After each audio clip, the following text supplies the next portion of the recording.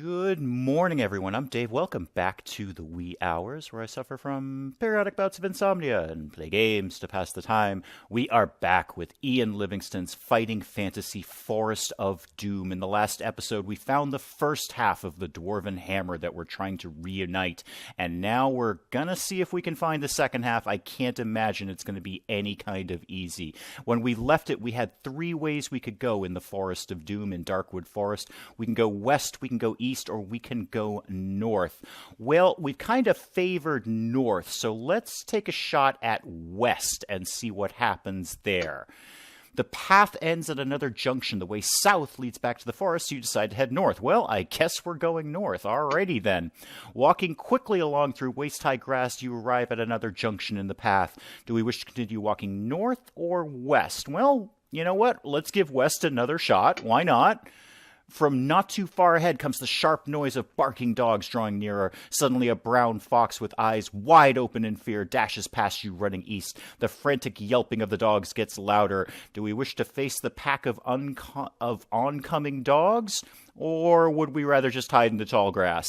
We are not super combat ready, but if he's just a hunter, that's kind of neutral. He could be good, he could be bad. So let's see what happens when we meet him. And there he is, resplendent in a gorgeous red cape. I love the fact that they put the original artwork into this and colorized it. It's just gorgeous. You draw your sword and stand to face the pack of dogs. They come into view in a cloud of dust. Galloping behind them is a masked rider wearing a long flowing cloak and riding a white stallion. He blows a horn and the pack of dogs comes to a sudden halt in front of you. There are four of them, and you can see that they are hunting dogs. The stallion stands motionless behind them with steam blowing from his nostrils in two long jets. The masked man looks at you without speaking. Should we start a conversation with him or attack the dog? No, we're not going to attack dogs. That's not nice. They're perfectly fine dogs. They're just doing their job. Let's start a conversation with him. Let's see where this goes. You nod your head at the masked rider and bid him good day. He nods back, but says nothing. You tell him of your quest to help the Dwarfs of Stonebridge. He then jumps down from his mount, throws back his cape, and extends his right arm to shake your hand. You see that each of his fingers is adorned by a large gold ring. Will we attack him for his gold, or carry on the conversation? Attacking him for his gold sounds like, first of all, mean, and secondly, a terrible, terrible idea. Let's continue trying to talk to him. The man smiles and takes off his mask, explaining that he wore it to protect himself against the dust and not to hide the face of a robber. You sheathe your sword and relax a little. The man tells you that he is a hunter, and the best game in all the northern borderlands can be found on this grassy plain within Darkwood Forest. He says that his hounds were chasing a wild boar when they lost its scent and picked up that of a fox mistakenly. He warns you of some of the dangerous beasts that lurk in these parts, and finally says, and if you are going to spend the night in Darkwood Forest, you might need some of this. He drops some belladonna into your hand and jumps back on his stallion. Then with a sudden blow of his horn, the dog runs off east. He turns and waves to you before galloping off in pursuit of his dogs. You put the belladonna into your backpack and set off west again. Well, that went better than I thought. That was not bad. We got some belladonna, and I'm sure that's going to come in handy. And we didn't get killed, so win-win for everyone. You soon arrive at the crossroads. The way south leads back to the forest, so you decide to ignore it. We're going west or north? Let's keep going west. Oh, who are you? Ahead you see that the path ends at the door of a large hut made of dried mud. It has a domed roof and a single window. You peer through the window and see a large man with dark skin sitting at a table in the middle of the hut. He is bare-chested and flexing the muscles of his arms. Do we wish to enter the hut, or whether we rather just return to the path? Well, I want to see what Beach Bro here is all about. So, and wow, he is jacked, let me tell you. So let's enter the hut. As you enter the hut, the big man smiles. He looks pleased to see you and starts to speak in a deep voice.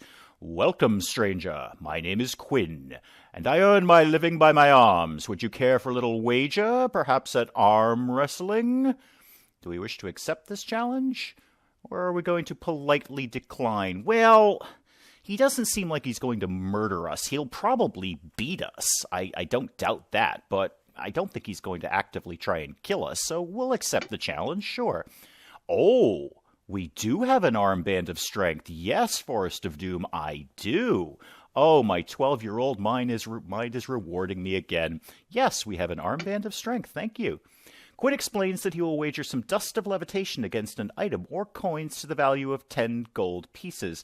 As you sit down to the table opposite him, you deftly slip the armband of strength onto your arm. You put your elbow onto the table and lock hands with him. His grip is like an iron jaw, and his dark eyes look confident. His biceps bulge, and he gives the signal for the contest to begin. You start to push his arm down and are amazed at your own strength. Sweat breaks out on his forehead, and you can see the disbelief and pain on his face. You push harder and force his arm to the table in defeat. Quinn stands up and walks silently to a wooden chest at the back of the hut.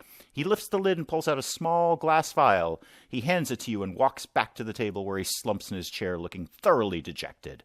The dust in the vial sparks in the light, and you put it into your backpack and leave the hut. Outside, you walk back to the junction in the path. We're back at the crossroads. We ignore the way south. We can go north, or let's continue east. I feel if we go north, we're just going to end up out of the forest, and we might miss the second part of the hammer. So let's keep going east. Walking along the path, you notice marks in the ground made by the hooves heading east. You soon arrive at another junction in the path. The hoof marks lead south, back to the forest. You decide to head north. In the distance to the right of the path, you see large birds circling in the sky. As you get closer, you recognize them as vultures. Do we wish to step off the path and see what the vultures are interested in? Or would we ignore the vultures and continue walking north? Let's see what they're interested in. Oh, it's a man in a loincloth. Well, that can't be ending well for you. Why is everyone in this game dressed in a loincloth? It seems to be sort of an ongoing theme. Ahead in the grasses, you hear a low moan. You look up to see the vultures patiently waiting overhead. A few steps further, and you see the ugly sight of a huge man with muscles like knotted iron staked to the ground. His arms and legs are tied to 4 large wooden pegs driven deep into the ground. The man is naked except for a small loincloth, and his skin is badly blistered from the sun. His face and chest show bloodied signs of cruel torture. His captors will not have gained the information they sought from him because he is a barbarian. Do we wish to cut him free, or are we going to leave him there? I'm going to tell you, much like the nose filters, my 12-year-old brain is screaming, leave him alone.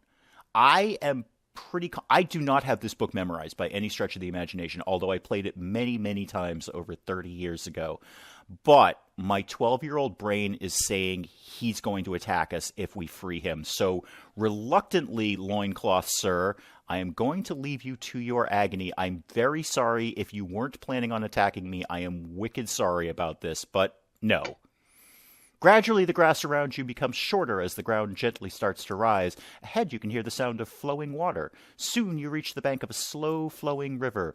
The river is very shallow, and stepping stones cross it from the far bank where the path continues north into the distance.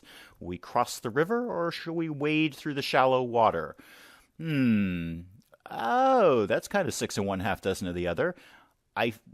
Why do I feel like the stepping stones, we're going to slip on them, but if we wade shoot through the shallow water, something's going to attack us? I genuinely don't know what to do here. Let's try the stepping stones and hope for the best. You step carefully along the slippery stones to the other side of the river. You see that the path continues north into the hills, but as it's getting dark, you decide to make camp for the night under a large solitary tree to the right of the path. You build a large fire and settle down to sleep with your sword by your side. You have been asleep for about an hour when the soft noise of fluttering wings wakes you up. You sit up and grab your sword, and in the light of the full moon you see 3 large shapes flying towards you. They look like large bats, but as they swoop in close, you can see the unmistakable fangs of vampire bats. But we have garlic buds, because if you tell me garlic buds defeat vampires, there's gonna be vampires in it. That's just game logic. So yes, we do have some garlic buds. And we've achieved something. You reach quickly into your backpack and pull out the garlic buds. The vampire bats close in on you, but veer away at the last second, screeching loudly. They hover above you, eager to drink your blood, but the garlic keeps them at bay. Eventually, they fly off in search of some other prey. Leaving the garlic by your side, you settle down to sleep again. In the morning, you collect your belongings and head north along the path. The ground is quite steep as the path winds its way into the hills. By the time you reach the top, the sun is quite hot. All around in the distance you can see the green circle of Darkwood Forest. Mist still hangs in the tall grass behind you, but ahead you see a valley floor bathed in sunlight. All is quiet.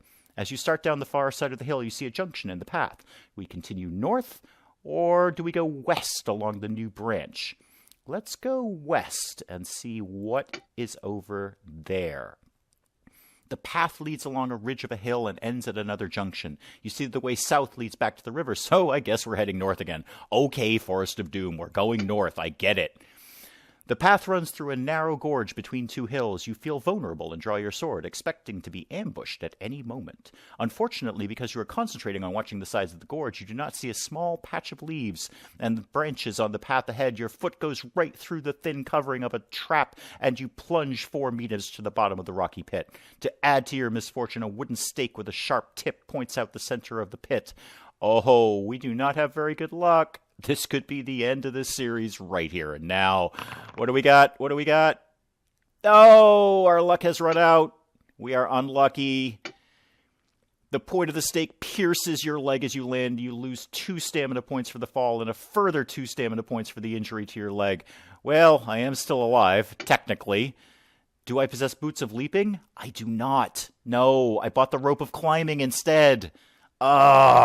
What about that dust of levitation? Can't I use that? That seems like that would be perfectly appropriate here. No, I do not have boots of leaping.